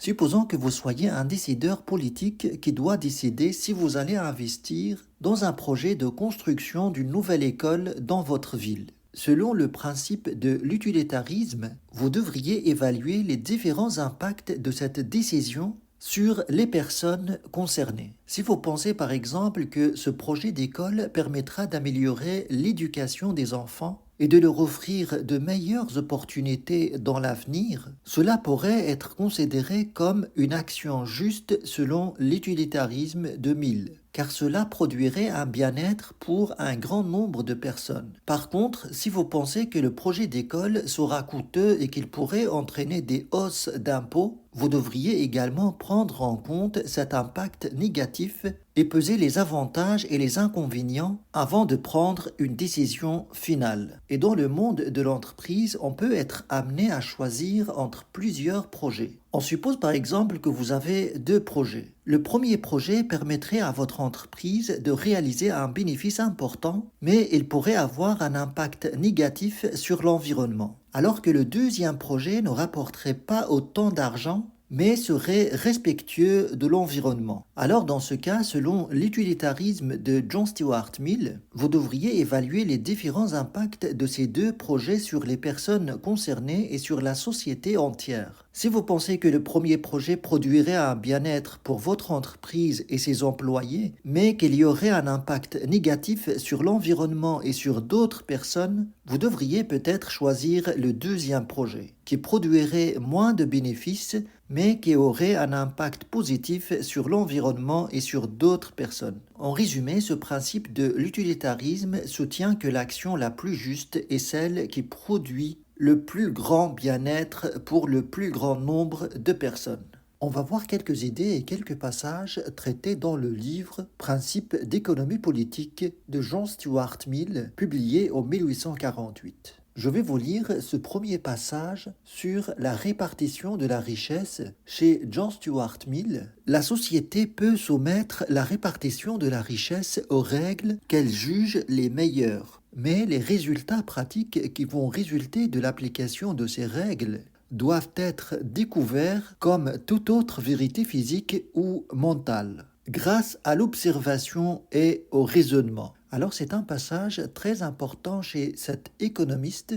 La répartition de la richesse dans une société n'a rien de naturel, mais ça vient principalement des lois, des coutumes, des règles installées dans la société. Et ces règles de répartition peuvent donner lieu des fois à un énorme écart entre les pauvres et les riches. Par rapport à la monnaie, il adopte la même vision que les autres économistes classiques. Dans ce cadre, il dit « La monnaie est un simple dispositif destiné à faciliter les échanges et qui n'affecte pas les lois de la valeur. » Par rapport à sa vision de richesse, il se rapproche plutôt de l'économiste Jean-Baptiste Say. La richesse est simplement la faculté de satisfaire les besoins et les désirs de l'homme. C'est ce que les économistes appellent la puissance d'achat. Là, on s'écarte un petit peu d'Adam Smith et Ricardo par rapport à leur vision de la valeur des biens, qui se rapporte plutôt à l'effort de travail effectué pour les produire. Un autre passage intéressant, les salaires, comme tous les autres prix, dépendent de l'offre et de la demande. En fait, on voit avec la vision de John Stuart Mill qu'on se rapproche des néoclassiques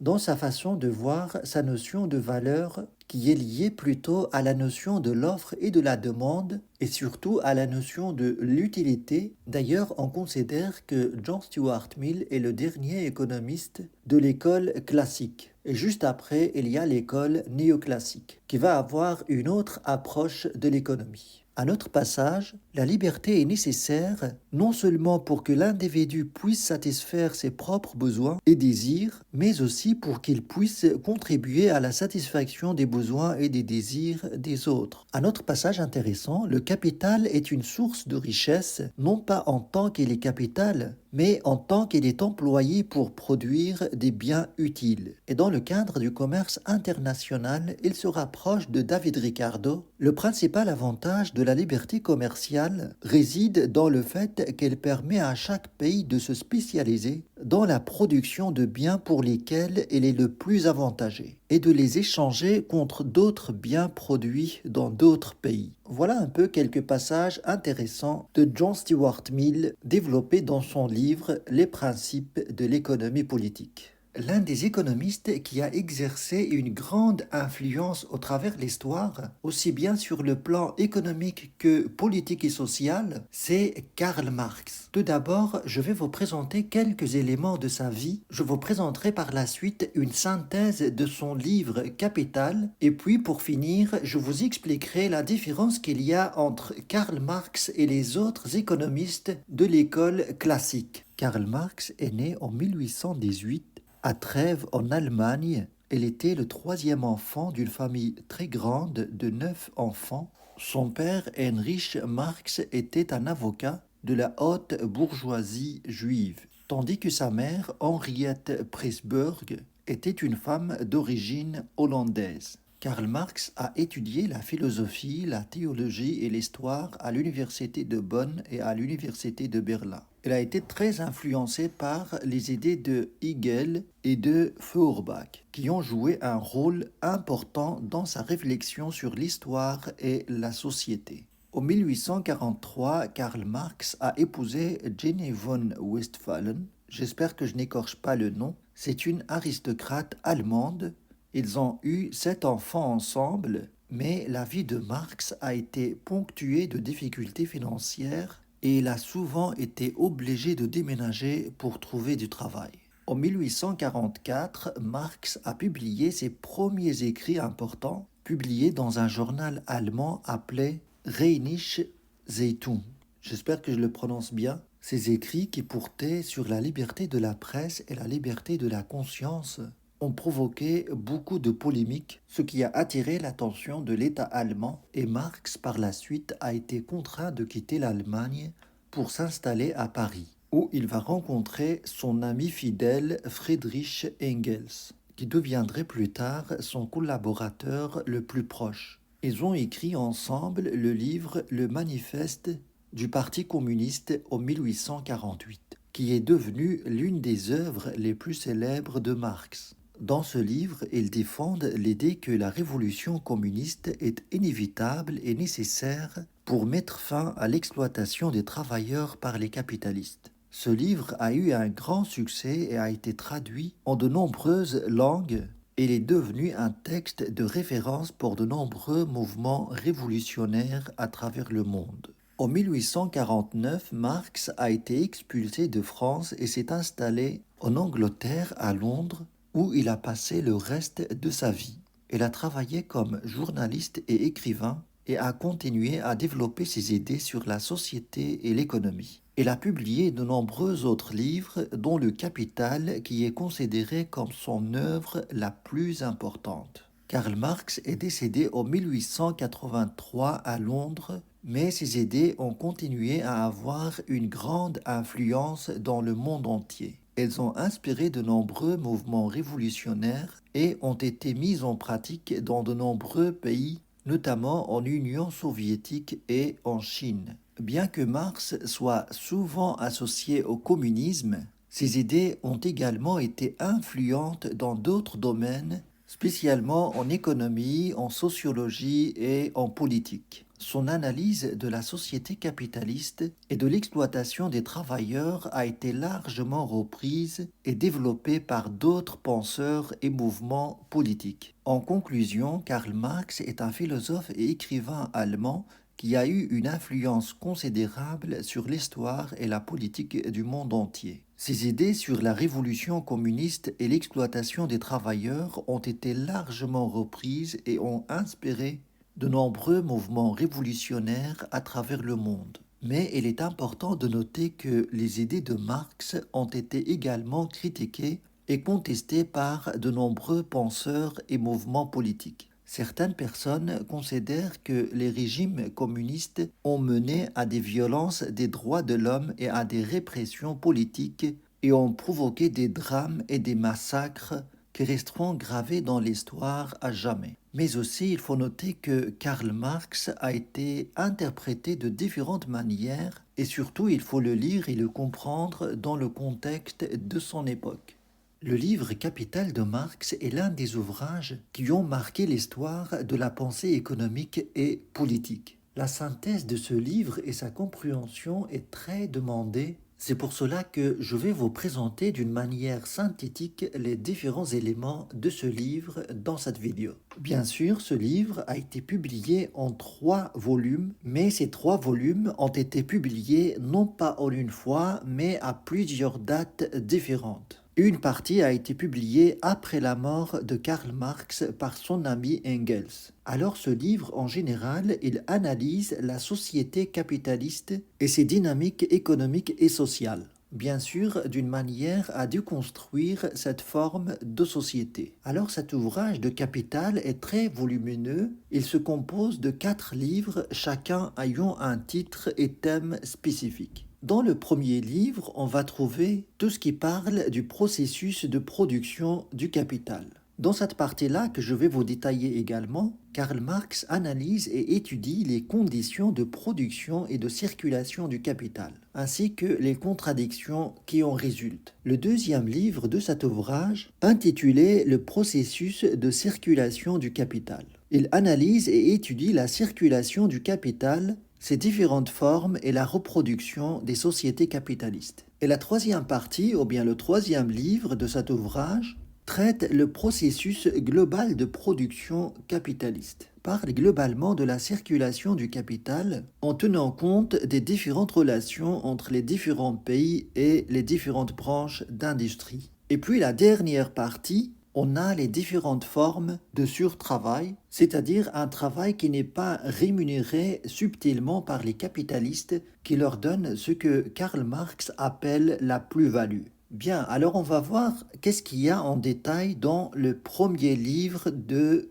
Karl Marx, ou bien dans la première partie de ce livre Capital. On va avoir les éléments suivants. Tout d'abord, Karl Marx va essayer de définir ce qu'il appelle par capital. Karl Marx définit le capital comme une force sociale de production qui permet globalement à une classe dominante appelée les capitalistes de produire et d'échanger des biens et services en vue de réaliser un profit. Alors pour Karl Marx, ce qu'il désigne par capitaliste, il s'agit de ceux qui possèdent les moyens de production, comme par exemple les machines, les usines, la terre, l'argent, etc. Je ne vais pas trop détailler ici les notions, mais si vous êtes intéressé à un élément ou à un autre dans cette synthèse, n'hésitez pas de l'indiquer en commentaire, peut-être que j'en ferai une vidéo spéciale. Le deuxième point de cette première partie, c'est la théorie de la valeur. Alors dans ce cadre, Karl Marx reprend à peu près les mêmes principes développés par Adam Smith et David Ricardo. Mais il se rapproche plus de David Ricardo que Adam Smith. Dans ce cadre, pour Karl Marx, ce qui constitue la valeur d'un bien, c'est le temps de travail socialement nécessaire pour sa production. Il explique dans cette partie également la distinction entre la valeur d'échange, qui peut s'expliquer par le travail nécessaire pour produire un bien, et la valeur d'usage, qui n'est rien d'autre que l'utilité ou bien la satisfaction qu'on peut retirer d'un bien ou un service. Dans cette partie, ou bien dans ce premier livre du Capital, Karl Marx parle aussi de la plus-value. Et c'est avec cette notion que Karl Marx va parler de l'exploitation du système capitaliste en payant les travailleurs une valeur inférieure à ce qu'ils produisent. Et cette différence entre la valeur produite réellement et la rémunération versée aux travailleurs, c'est bien ce que Karl Marx appelle plus-value. Et ça constitue en d'autres termes le profit des capitalistes. La prochaine partie de ce premier livre du Capital, Karl Marx parle de la baisse tendancielle du taux de profit. C'est une théorie à la base qui vient de David Ricardo et qui consiste à dire que le taux de profit en fait a une tendance à la baisse avec le temps. Et cela provient principalement de la concurrence qui pousse les capitalistes à perfectionner leurs outils, mais qui réduit en même temps leur part de la valeur produite. Car avec ce mécanisme, on aura de moins en moins de travailleurs qui représentent la source principale de la valeur, et donc les profits, selon Marx, vont avoir une tendance à la baisse. Mais cette analyse, et précisément ce point, ne s'est toujours pas produit avec l'histoire, c'est bien l'inverse qui est constaté. Et puis la dernière partie de ce point, développée par Karl Marx dans ce premier livre du Capital, c'est les contradictions du système capitaliste. Pour Karl Marx, il y a des contradictions internes au système capitaliste qui proviennent principalement de l'oppression, de l'exploitation et qui va finir à un moment donné à produire une révolution socialiste qui permettrait de mettre fin au système capitaliste et passer à un autre système qu'il appelle système socialiste ou bien le communisme en d'autres termes, qui est bien le contraire du capitalisme. On va passer au deuxième livre du Capital de Marx, intitulé Le processus de la circulation du capital. Et dans cette partie du livre, on va avoir les points suivants. La circulation simple du capital. Dans ce livre, Marx parle de la transformation du capital argent en capital marchandise. En d'autres mots simples, Marx parle ici de la manière que l'argent se transforme en marchandise. Mais pas n'importe quelle marchandise, des marchandises qui permettent de produire. C'est ce qu'on appelle un capital. Et on peut avoir un mécanisme inverse, c'est-à-dire un capital marchandise qui se transforme en capital argent. Et donc ici, dans cette partie, Karl Marx explique que cela est nécessaire pour la reproduction du système capitaliste. Dans la deuxième partie de ce deuxième livre, il y a la circulation du capital argent. C'est-à-dire que Karl Marx, dans cette analyse, il va se concentrer sur les mécanismes et les mouvements du capital sous forme de monnaie. La troisième partie de ce livre deuxième du Capital de Marx détaille la circulation du capital marchandise, c'est-à-dire la transformation des biens de production en biens de consommation, et vice-versa. Et cette circulation est nécessaire pour la réalisation du profit selon Marx. Et puis il parle de la circulation du capital argent-marchandise, c'est-à-dire la combinaison de la circulation simple du capital et de la circulation du capital marchandise. Et la dernière partie traite les contradictions selon Marx de la circulation du capital. Voilà globalement pour la synthèse du 12e livre du Capital de Marx. Maintenant, je passe à la troisième, ou bien le troisième livre du Capital de Marx intitulé Le processus global de production capitaliste. Dans cette partie, Karl Marx va parler de la division internationale du travail, du commerce international, des crises du système capitaliste, de la tendance à long terme du système capitaliste et de la transition vers le socialisme. Alors le premier point parle de la division internationale du travail, c'est-à-dire le fait que dans chaque pays, on va se spécialiser à produire ce qu'on maîtrise mieux par rapport aux autres. Et pour Karl Marx, cette division internationale du travail vient en fait de l'expansion du capitalisme, qui pousse les entreprises à chercher des sources de production moins coûteuses. Pareil pour le deuxième point, c'est la suite. Dans ce point du commerce international, Karl Marx insiste sur son importance dans la reproduction du système capitaliste. Et dans le point suivant, qui parle des crises du système capitaliste, qui peut être provoquée selon Marx par la surproduction, la crise ou les crises financières et la spéculation. Pour Karl Marx, les crises et le propre du système capitaliste,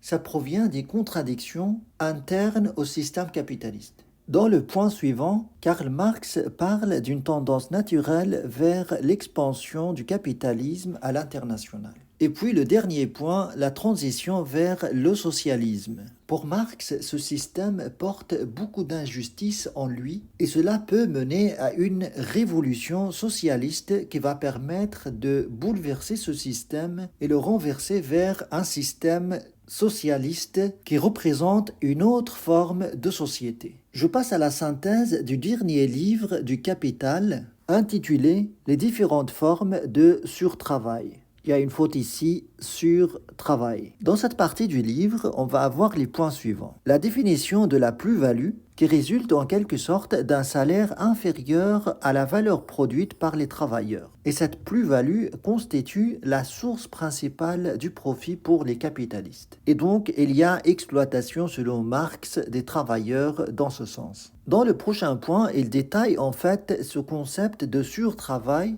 Et dans ce cadre, Marx parle de surtravail absolu qui correspond à un temps de travail supérieur à celui nécessaire à la production. Et puis vous avez aussi le surtravail relatif. Et dans ce cadre, on parle en fait d'un travail supérieur à celui nécessaire à la production de la valeur d'un bien ou d'un service. Et puis le prochain point, Marx parle de la dévalorisation du capital, c'est-à-dire la perte de la valeur subie par les machines et les autres biens de production au cours de leur utilisation. Le point suivant, Marx parle des crises économiques. Pour lui, ces crises économiques, en fait, proviennent des contradictions du système capitaliste. Et ces contradictions peuvent mener à terme à une baisse de la production, une hausse du chômage et une augmentation des inégalités sociales.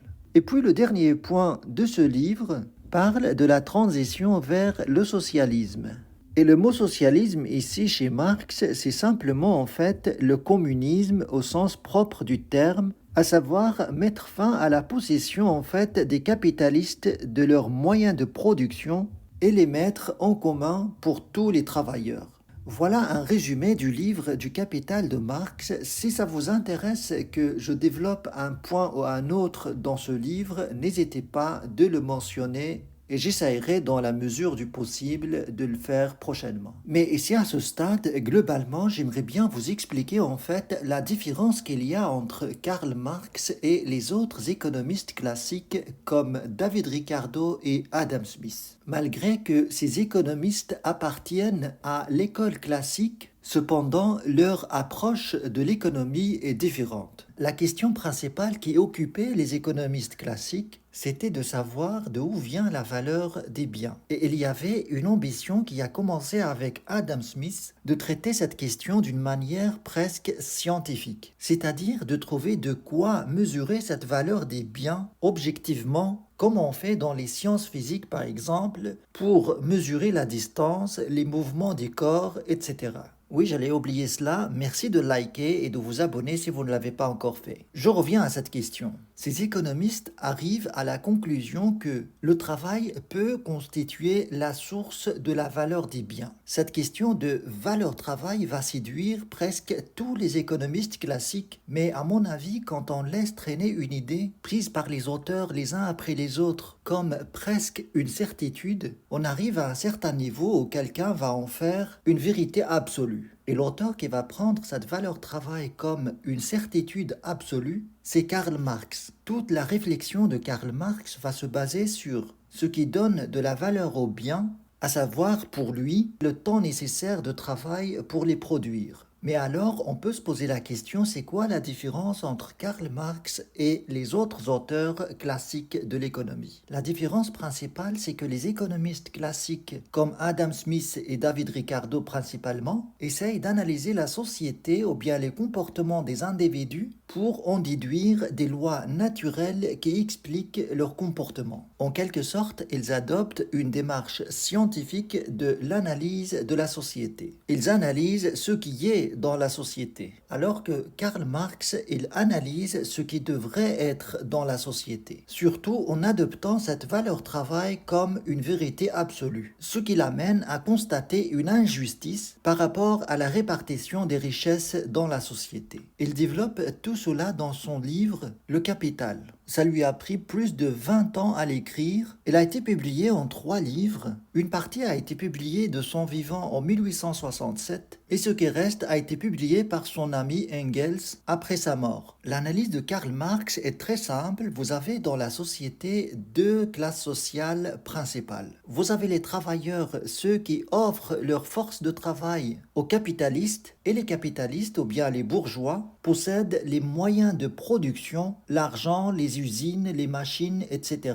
La première classe, on l'appelle les prolétaires, et la deuxième classe, les capitalistes. Et donc, si on accepte que la source de la valeur vient du travail, on va aboutir à la conclusion que ces travailleurs sont exploités par les capitalistes qui n'offrent aucun travail et n'ont que les moyens de production, mais qui réalisent énormément de bénéfices grâce au travail des prolétaires. Et pour Karl Marx, même les moyens de production que les capitalistes possèdent sont le fruit d'un travail précédent. Donc, même cette usine, par exemple, vient de la valeur travail et ce travail provient de la classe des prolétaires. On peut appliquer le même principe pour les autres moyens de production comme cette machine par exemple. Et donc la plus-value ou bien le profit que ces capitalistes empochent, qu'on peut nommer aussi surtravail, doit revenir à la classe des travailleurs. Et donc Karl Marx, avec cette réflexion, arrive à la conclusion que la classe des capitalistes exploite cette classe des prolétaires qui n'ont que leur force de travail pour assurer un petit salaire de quoi vivre et faire vivre leur famille. Et donc, avec cette analyse, on va remarquer que la richesse créée dans la société